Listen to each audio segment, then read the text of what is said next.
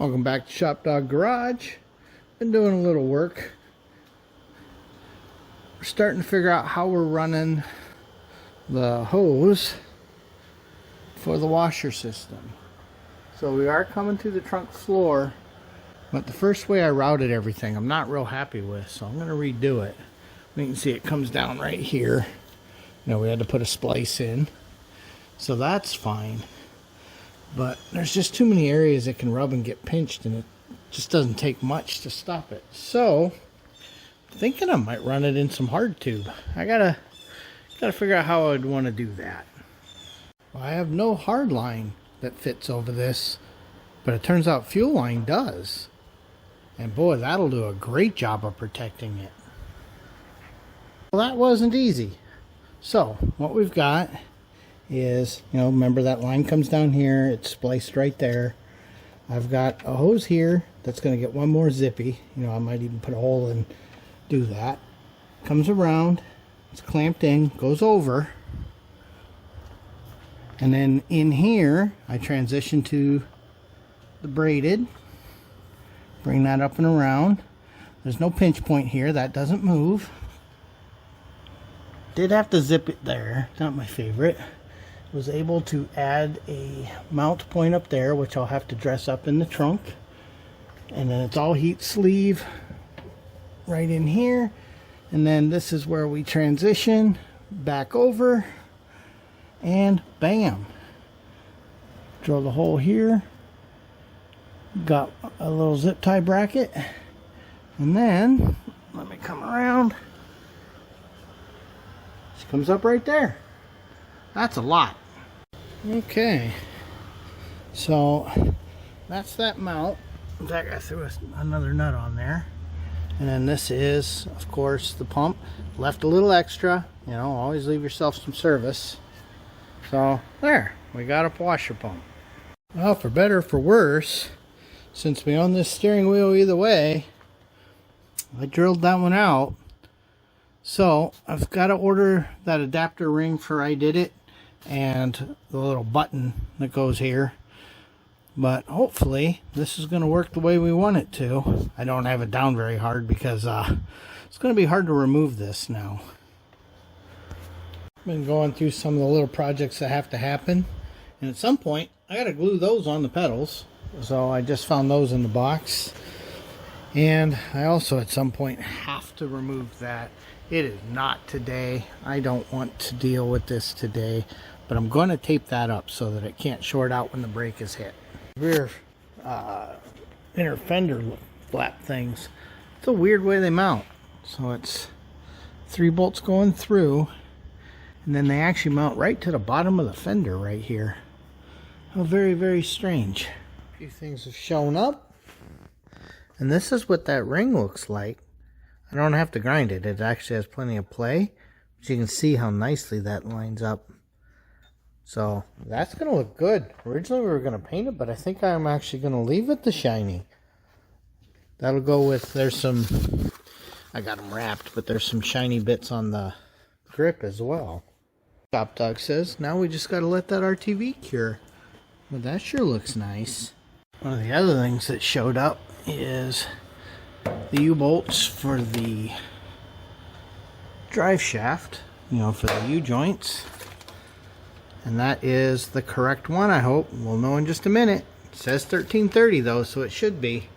Before you go cranking it all down, make sure these caps are seated. Some people paint stuff and build up a layer of paint, so you might think you're seated, but you're not. So you need it to be inside that cap zone. So now I'll go ahead and tighten her down. Well, welcome back to ShopDog-Garage. I know it's been a little while since ShopDog and I have been out here to work. I don't even think he's going to stay out here. I think he's going to go back in with Mama. But I just put the car up. It's been, I think like 3 weeks. But I'm going to fill this transmission before we forget. That is really on our list. So, where did I put it? Yeah, he got Valvoline for me. So we'll go ahead and get the synchro mesh installed and get that out of the way before we forget. Don't want to cause any problems. And that just makes me feel a little better that I'm not going to forget to fill that. It took Most of these, there's a little, about that much left here. So I think it was supposed to be about 2.6, 2.7 quarts. So yeah, that worked. Get a transfer pump. They're like $10. They're great. So, and then of course we sealed the plug because it's just an MPT pipe plug. So there. Now I can't forget to fill the transmission. I always worry that we're going to forget a fluid and then we're going to get in a hurry and excited about something and then bam, nothing. Kind of like how there's no coolant. But there's a reason for that. So we were talking about coolant. Remember, overflow. So I did get a fitting. It's loose right now.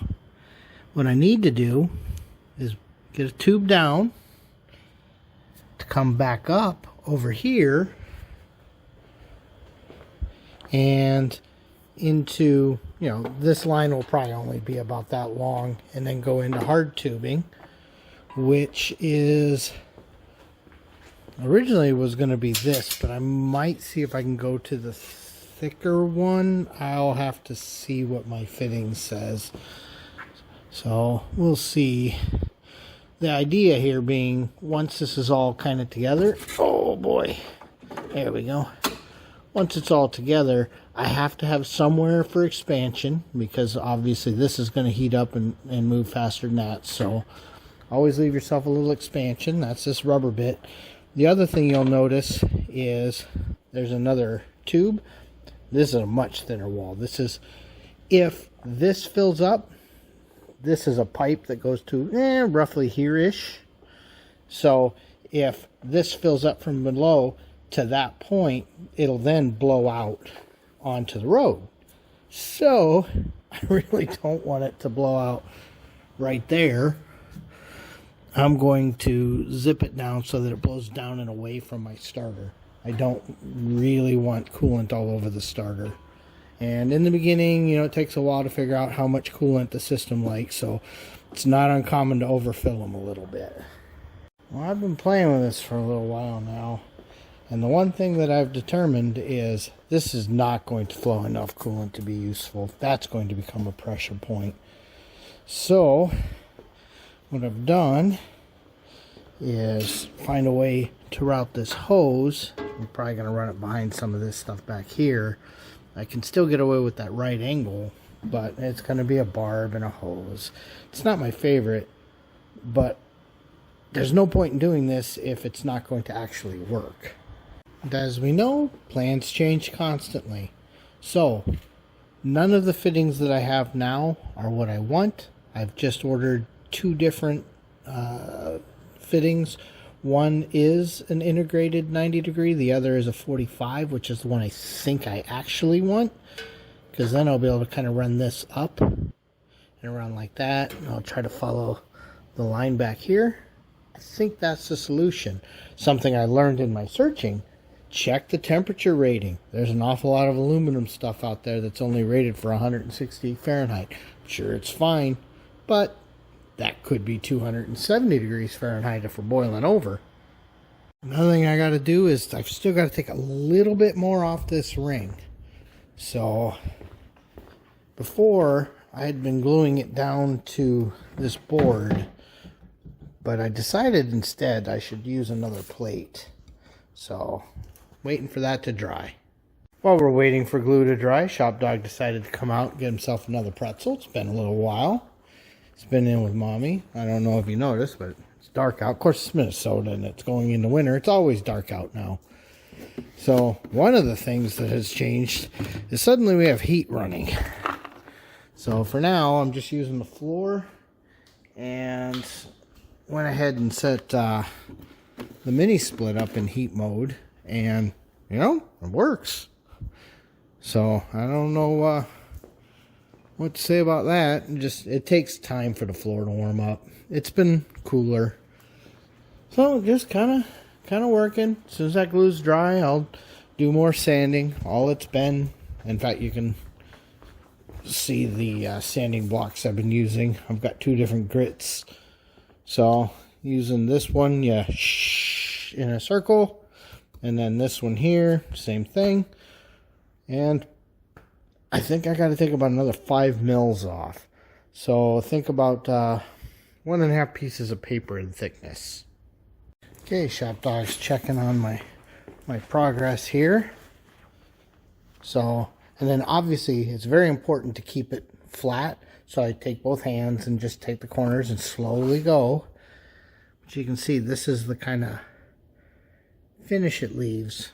And then what I've been doing when I'm cutting a tiny bit, and I hope it shows up in the camera, is I take the file, lightly score across it, and as soon as that's gone, that's usually just a couple mils. This is a pretty slow process, and it's been going for a little while. And I don't know if it shows up in the camera or not, but that scratch I put in across here is gone. So you can see, hopefully you guys can see the pattern that the paper is left. And then we'll go fit it to the wheel and try it again. I've only done this probably 15 times over the, well, you know, last time was 3 weeks ago. But better to take a little off and go test it than to take so much off that it leaves a gap and defeats the whole purpose of this spacer ring in the first place. And because we were getting the rubbing here when we were getting that all sanded down, I went ahead and sprayed a bunch of paint here and then used a dauber just to make sure that there's nothing exposed there. I don't want it to rub and turn into rust. And while that cures tonight, the other thing is we just put our RTV down on here. So the ring is being bonded again. I did it once before. So, you know, just standard RTV. It'll hold it perfectly fine. And when it goes on, I'm going to put some Sil Glide on here too, just to kind of help. But, yeah. So that should take care of that. I totally meant to get to that today. You know, trying the cold blue, but I just, with work and stuff, I got a much later start than I'd hoped. Of course, I'd hoped to do that 3 weeks ago. But, you know, we all got to work. So, I've got a part coming. Well, I got 2 parts coming, but I think I know which one I'm going to use to finish that. Like I said, it's not the way I originally envisioned it, but I want it to actually work. Particularly with the supercharger. I just don't have enough experience to know if we're going to run hotter or cooler. None of that. So we're just going to go with that. That'll look nice. It'll work really well. Plus, if you recall, I added another hose, which next time the car's up, we'll figure out where that's going to run to. Oop, I also unplugged the, well, I'll get that next time I'm down there. I unplugged the light module for these silly halo things. I know, Harlan loves them. They're not my thing. But, yeah. I think we got a little bit of work done. I wish I could get a little bit more done, but, you know, there's just work to do. So Shop Dog says, welcome back. We know it's been a few weeks. You know, I'm so happy that the Pontiac crew were able to come and get a little work done while I was busy. And we'll continue moving.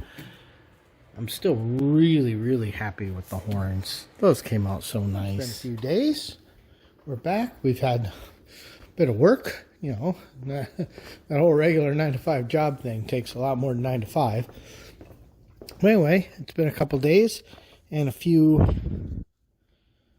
really cool looking 1/8 inch MPT to 1/4 inch bits came through. I think this is the shape I'm going to want.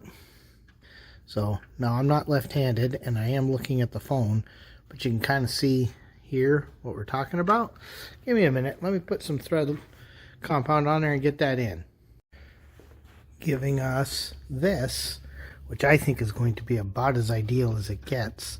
I'll probably turn it just a little bit more. Keep that up out of the way. That's going to work. And something just like that. That looks great. It's going to work great. I'm very happy. I think I'm going to pick up the car and see what that looks like on the bottom end. Okay, so hopefully you can kind of see where that comes down, way up here. We just got to decide where we want that to dump. I'd prefer it didn't dump straight at the exhaust, but I'm not sure where we're going to put it yet. So I'll think on that for a little bit. Shop Dog's got to think it through. with the aid of some of this airline, this hard tubing, we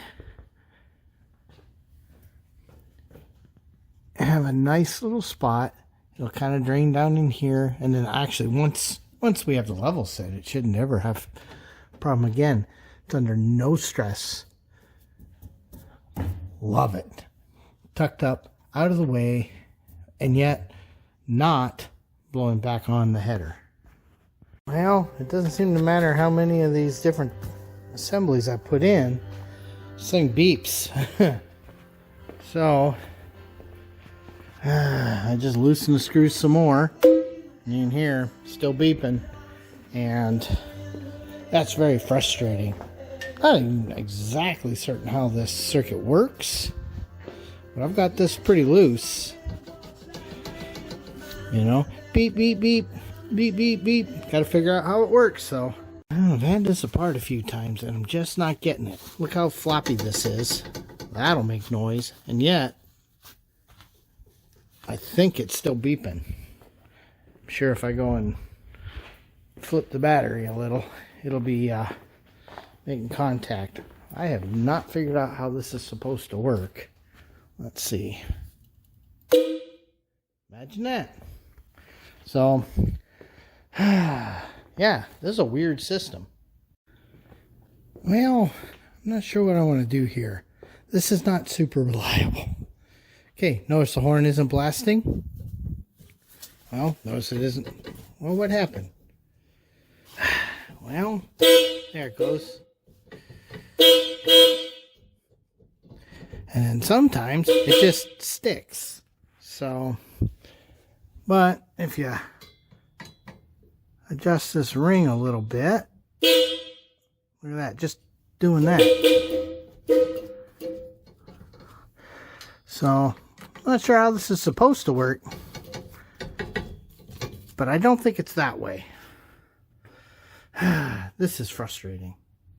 Well, 50 minutes into that, I don't have an answer. We're going to move on for right now. No horn. What I've done instead is, remember, I got those little kit here for the backup lights. You can see here's, they're pretty basic. Problem is, they didn't turn on. So I'm going to pick up the car and go check the transmission, make sure we got the thing plugged in the right spot and hooked up. Well, this is so embarrassing. I'm not sure I even want to include this, but I'm going to. I thought the ignition was on, and it was not. So, there we go. We have backup lights. God. Yeah, that took a little time, a little troubleshooting. There's no power at the transmission because the key wasn't on, and I thought for sure it was. So we can come up here. Nope, can't reach that. Turn the car off, and those lights went away because they don't have power when the car is off, because it's not uncommon to leave your car in reverse when you park it. And with that, I think this will be the actual end of the video. So it's been a few weeks. It's taken a while. I've been pretty busy with my actual job. So unfortunately, that takes priority. Winter's coming fast, so really want to get a little bit more done in this before it goes back. Wouldn't mind addressing some of the things on the doors, the kick panels and stuff, but if those have to be done at Harlan's shop, they will. We're getting really, really close to keying this over. So I think at some point I'm going to hit them up for some fuel. Remember, we do not have the EFI enabled right now. We have its fuse pulled, and we have the fuse for the fuel pump pulled. So probably, in the next session or two, I'm going to key her over and make sure we get fuel pressure oil pressure, make sure everything sounds good, nothing's hitting, belts aren't squeaking, start cycling some fluids. So yeah, we're gonna have to start filling up fluids. Once it's started, you know, well, once we know all that's good, I guess the next step would be, you know, getting the computer running, getting some fuel in it, cycling fuel, looking for leaks. You know, that can take a while sometimes to figure out. Making sure all that's good. It's got the new filter. I mean, there's a lot involved there. Once all that works, if we can get it started, then it comes down to getting all the fluids bled properly, and then an oil change, I think, is going to be on the list. And when that happens is when we will try to find a nice cap screw for that oil pan. I really don't want that hex nut being the lowest point. So, yeah, that's where we are right now. Thanks for watching. ShopDog says thanks for watching.